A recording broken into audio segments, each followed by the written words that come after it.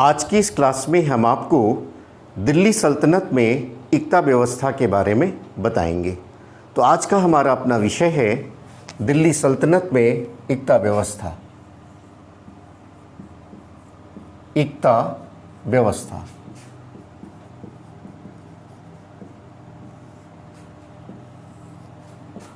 The इक्तेदारी system.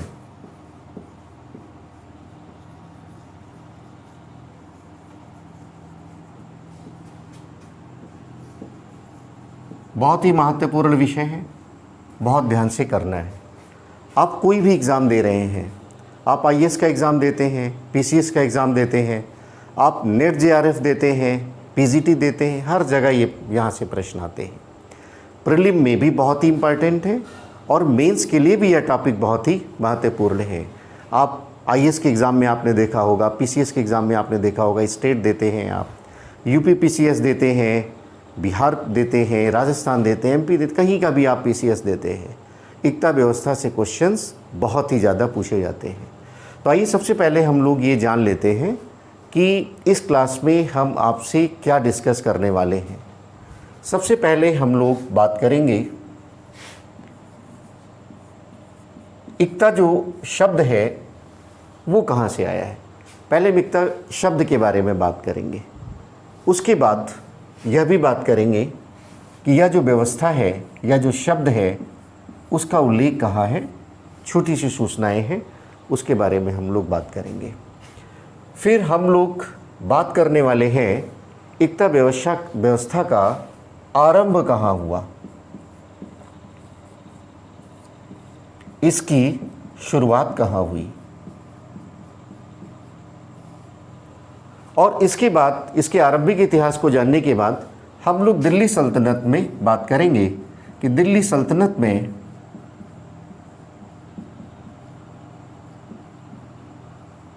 इसकी क्या व्यवस्था रही है, कैसे, किसने इसका आरंभ किया और कैसे इसका विकास हुआ है, इसके बारे में हम लोग बात करेंगे। इसके बाद हम लोग ये बात करेंगे कि एक आरोप होता है इक्ता व्यवस्था पर कि इक्ता व्यवस्था कोई नई व्यवस्था नहीं थी। पहले आपने सामंतवाद पढ़ा होगा, अनेक विद्वानों ने, अनेक इतिहासकारों ने ये कहा है कि इक्ता व्यवस्था कोई नई व्यवस्था नहीं है, ये जैसे पहले सामंतवाद था वैसी ही एक व्यवस्था है, लेकिन ऐसा नहीं है। तो हम लोग ये समझेंगे, एक प्रकार से इसकी तुलना करेंगे सामंतवाद से तुलना करेंगे, और उसके बाद में हम लोग इसके परिणामों की बात करेंगे, इक्ता व्यवस्था के क्या परिणाम हुए हैं, और इसमें भी हम दोनों पक्षों को लेंगे, इसकी क्या नकारात्मक परिणाम थे और क्या सकारात्मक परिणाम थे, ये हम लोग बात करेंगे। जैसे जो शब्द हमारा है इक्ता, ये अरबी भाषा का शब्द है, अरेबिक वर्ड है, अरबी भाषा का शब्द है। और ये जो शब्द है एक प्रकार से क्षेत्रीय प्रशासनिक इकाई की ओर संकेत करता है। तो ये अरबी भाषा का शब्द अपने आप में एक छोटी प्रशासनिक इकाई की ओर संकेत करता है। इसका जो उल्लेख है, इस व्यवस्था का जो उल्लेख है, एक पुस्तक है, उसका नाम है सियासतनामा। सियासतनामा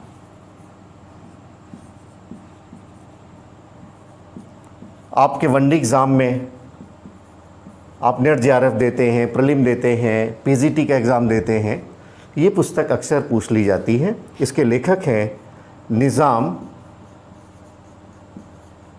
उल मुल्क तूसी, इसके लेखक हैं। अब हम लोग ये बात करेंगे कि इस व्यवस्था का आरंभ कब हुआ, इसकी शुरुआत कैसे हुई। तो इस्लामी दुनिया में ये परंपरा थी कि जो विजेता सरदार थे उनको जीती गई भूमि दे दी जाती थी, उसका स्वामी बना दिया जाता था और वो उसका राजस्व वसूलते थे, वहाँ पर शासन व्यवस्था की स्थापना करते थे। बस उनको दो बातों का ख्याल रखना पड़ता था। पहली बात तो ये कि उनको जो खलीफा है, खिलाफत की सत्ता है, उसके प्रति निष्ठा व्यक्त करनी होती थी। और दूसरी बात ये कि उनको शरीयत का पालन करना होता था। तो दो बातों का पालन करना होता था और ये भूमि का स्वामित्व उनको प्राप्त हो जाता था। कालांतर में क्या हुआ, बाद में इस व्यवस्था में चेंज हुआ।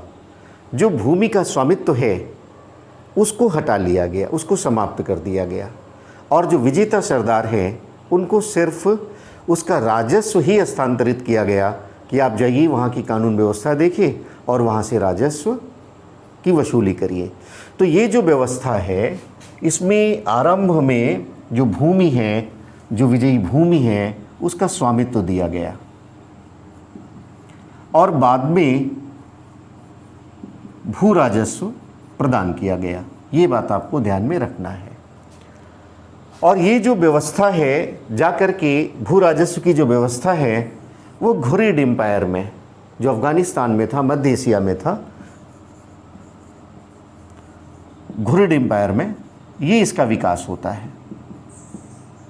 और यहीं से जो गोर शासक हैं, वो दिल्ली सल्तनत में इसकी शुरुआत करते हैं। अब हम लोग बात करेंगे दिल्ली सल्तनत में इसका विकास। दिल्ली सल्तनत में जो इक्ता व्यवस्था आई है, उसकी शुरुआत की है मोहम्मद गोरी ने। और बाद में दो नाम आपको याद रखने हैं, एक तो मोहम्मद गोरी, इसको लागू करता है, और दूसरा नाम जो आपको याद रखना है वो है इल्तुतमिश का।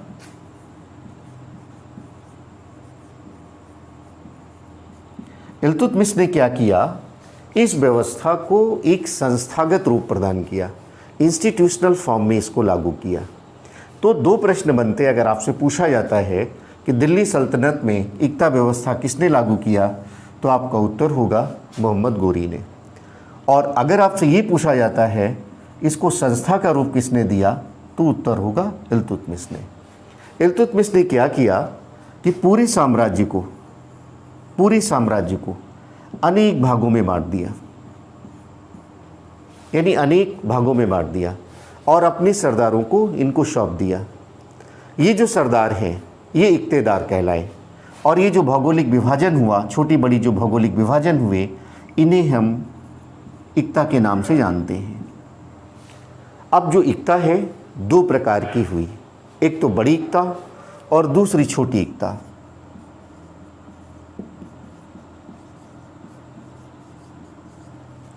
बड़ी जो इक्ता है, इसके प्रशासक को हम लोग कहते हैं मुक्ति। क्या कहते हैं? मुक्ति, या वली भी कहते हैं, और इनको अमीर के रूप में भी जाना जाता था। एक प्रकार से गवर्नर्स थे। और जो छोटी इक्ताएं हैं, उनके जो प्रशासक हैं वो इक्तेदार कहलाते हैं। क्या कहलाते हैं? इक्तेदार कहलाते हैं। अब ये जो इक्तेदार हैं, इनका कार्य क्या होता है? जो बड़े इक्तेदार हैं वो जो भी इक्ता उनको प्राप्त होती है, वहाँ से वे राजस्व की वसूली करते हैं, वहाँ कानून व्यवस्था की स्थापना करते हैं, और आवश्यकता पड़ती है तो सैनिक सेवा प्रदान करते हैं। ये कार्य होता है सामान्य रूप से। छोटे इक्तेदार भी यही कार्य करते हैं। लेकिन जो बड़े इक्तेदार हैं, मुक्ति हैं, वली हैं, अमीर हैं, बड़े जो इक्तेदार हैं, इनको कुछ और कार्य करने होते थे। जैसे कृषि का विकास करना, जैसे कोई आपदा आती है तो राहत और पुनर्वास के कार्य करना, जैसे विद्वानों को संरक्षण प्रदान करना, जैसे न्याय के कार्य करना, जैसे जन कल्याण के कार्य करना, सड़कें बनवाना, सराय बनवाना, इस तरह के ये लोग कार्य करते थे। अब यहाँ पर हम लोग ये देखेंगे कि जो इल्तुतमिश ने दिल्ली सल्तनत में इक्ता व्यवस्था शुरू की है, आगे उसका कैसे विकास हुआ है, इसको हम लोग समझेंगे। तो एक बात आपको स्पष्ट रखना है कि पूरे दिल्ली सल्तनत काल में इक्ता व्यवस्था का कोई निश्चित स्वरूप नहीं था। जैसे हमने आरंभ में कहा, वैचारिक रूप से मोहम्मद गोरी ने लागू किया और संस्थागत रूप में इसको इल्तुतमिश ने लागू किया। आगे बलबन ने क्या किया कि बलबन ने इक्तेदारों के प्रति बहुत ही कठोर दृष्टिकोण अपनाया। एक अधिकारी उसने नियुक्त किया, नाम था उसका ख्वाजा। बहुत वन एग्ज़ाम्स के लिए आपको ध्यान में रखना है। बलबन ने एक अधिकारी नियुक्त किया ख्वाजा नाम से, जो इन इक्तेदारों के जो पूरा कार्य है उनका निरीक्षण करता था, यानी एक प्रकार से कठोर नियंत्रण स्थापित करने की चेष्टा की। बाद के समय में इक्ता व्यवस्था में और परिवर्तन आता है। अलाउद्दीन खिलजी के समय में एक बड़ा परिवर्तन होता है। बहुत ही निरंकुश दृष्टिकोण अपनाने वाला शासक था अलाउद्दीन खिलजी। उसने क्या किया कि समस्त इक्तेदारों के सारे अधिकार समाप्त कर दिए और समस्त भूमि को खालसा भूमि में बदल दिया। यानी खालसा भूमि का अर्थ है कि सारी की सारी भूमि केंद्र के अधीन हो जाती है। ये कार्य कौन करता है? ये कार्य अलाउद्दीन खिलजी करता है। तो इस प्रकार से बहुत ही कठोरता का दृष्टिकोण अपनाता है और समस्त भूमि को खालसा भूमि में बदल देता है। ये बात आपको ध्यान में रखना है। आगे गयासुद्दीन तुगलक, ये थोड़ा सा उदार दृष्टिकोण अपनाता है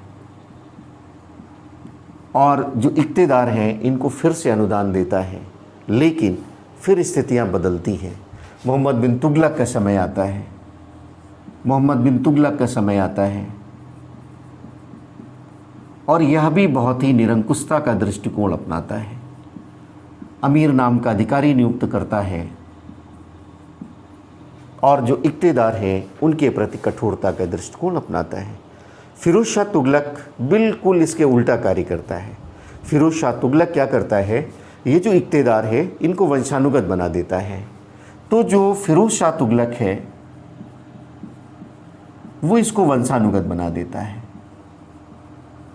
आगे फिर लोधी काल आ जाता है और लोधी काल में इक्ता व्यवस्था में एक बड़ा परिवर्तन दिखाई देता है। अब इक्तेदारों ने क्या किया कि बड़ी बड़ी इक्ताओं को अनेक खंडों में विभक्त कर दिया और अपने अधीन अनेक छोटे छोटे इक्तेदारों की नियुक्त कर दी। यानी लोधी काल में आप ऐसा कह सकते हैं कि इक्ता व्यवस्था में अपखंडन की प्रक्रिया शुरू हुई, विखंडन की प्रक्रिया शुरू हुई। छोटे छोटे इक्तेदार नियुक्त हो जाते हैं। तो यहाँ पर आप मोटे तौर से ऐसा कह सकते हैं कि दिल्ली सल्तनत में इक्ता व्यवस्था का कोई स्थायी स्वरूप नहीं रहता है। संक्षेप में इसको लागू किसने किया? मोहम्मद गोरी ने लागू किया। इल्तुतमिश ने इसको इंस्टीट्यूशनल फॉर्म में लागू किया।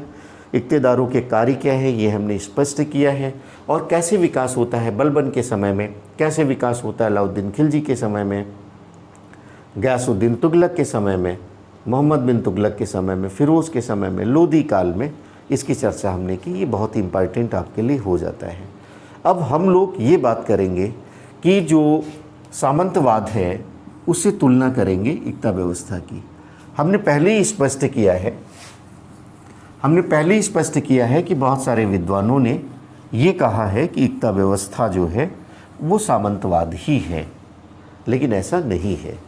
इक्ता व्यवस्था बिल्कुल नई व्यवस्था है। उसको हम लोग समझेंगे कैसे। अगर आप तुलना करें, सामंतवाद से तुलना करें,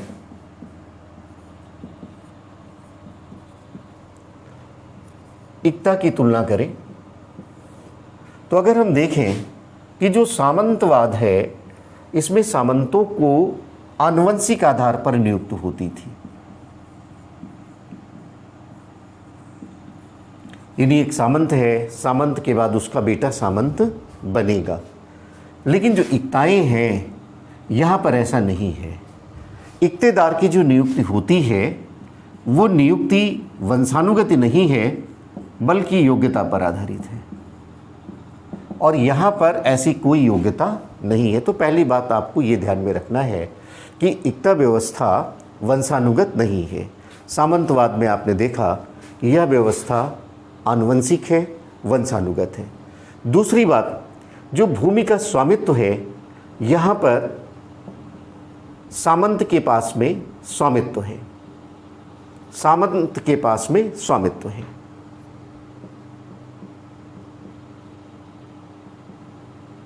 किसका? भूमि का। लेकिन जो इक्ता व्यवस्था है यहाँ पर भूमि की स्वामित्व की कोई बात ही नहीं है। यहाँ पर सारा स्वामित्व सुल्तान का है और इनको सिर्फ राजस्व वसूलने का अधिकार दिया गया है।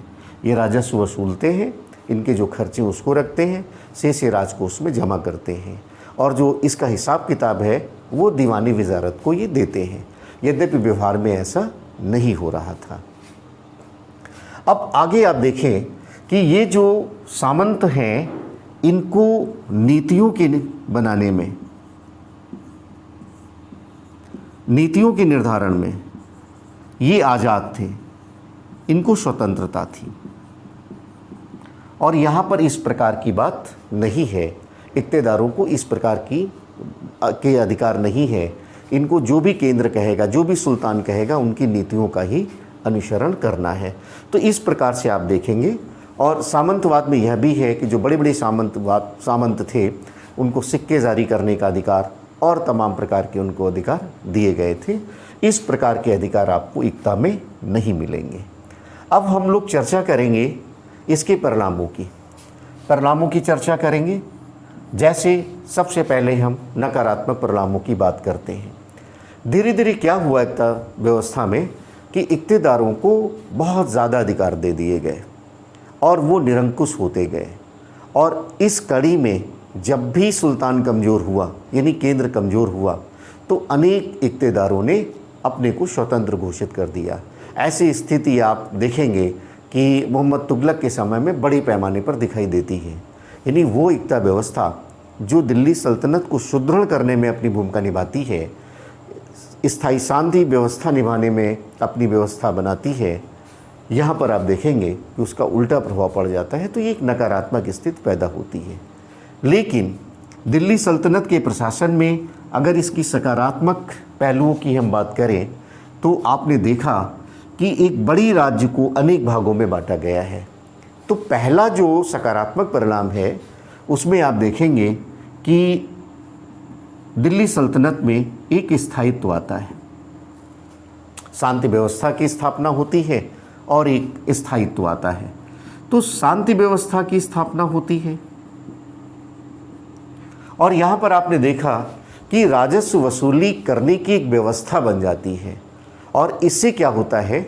इससे होता है राजकोष समृद्ध हो जाता है, राजकोष समृद्ध हो जाता है।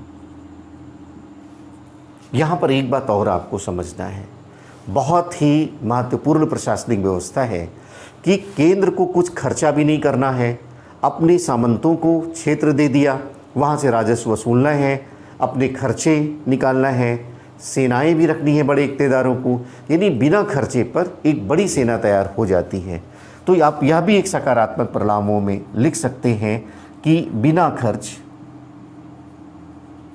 एक बड़ी सेना रख सकते हैं। इसके अलावा जब शांति व्यवस्था की स्थापना हुई, इक्तेदार रहने लगे, एक शहरी केंद्रों का विकास हो जाता है, वहाँ पर उनकी सेनाएं रहने लगती हैं। तो इस व्यवस्था से शहरीकरण को बहुत बढ़ावा मिल रहा है, व्यापार वाणिज्य को बहुत बढ़ावा मिल रहा है। और जब व्यापार वाणिज्य बढ़ता है, शहरीकरण बढ़ता है, राजकोष समृद्ध होता है, तो दिल्ली सल्तनत में सांस्कृतिक विकास को बहुत बढ़ावा मिलता है। तो इस प्रकार से यह व्यवस्था दिल्ली सल्तनत के लिए बहुत ही उपयोगी सिद्ध हुई।